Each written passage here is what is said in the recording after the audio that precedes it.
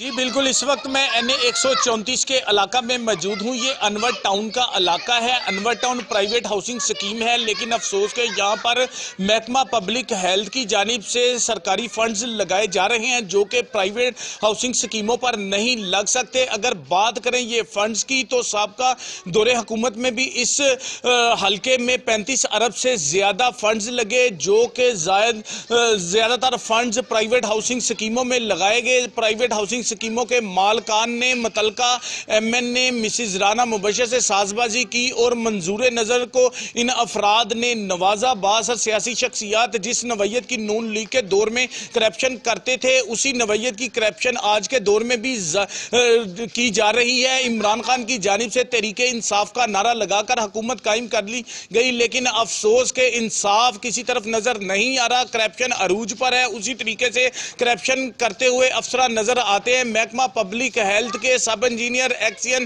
S D O وغیرہ اس دور میں بھی ریکارڈ یافتہ کرپشن کرتے تھے اور آج بھی ریکارڈ یافتہ کرپشن کی جا رہی ہے۔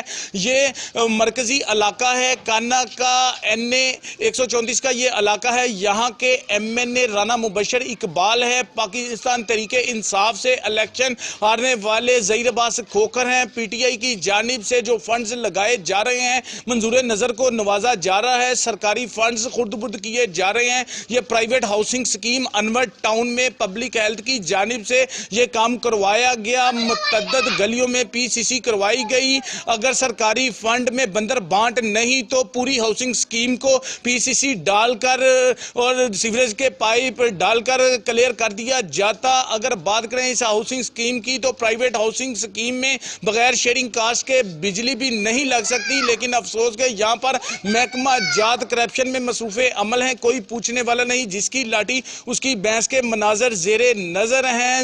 ظہیر عباس کھوکھر اور دیگر پاکستان تحریک انصاف کے رہنماؤں نے اپنے منظور نظر افراد کو نوازنے کے لیے چند گلیوں میں فنڈز لگا کر سرکاری خزانے کو نقصان پہنچایا۔ عوام کی نظریں احتساب کی منتظر نظر آتی ہیں۔ جی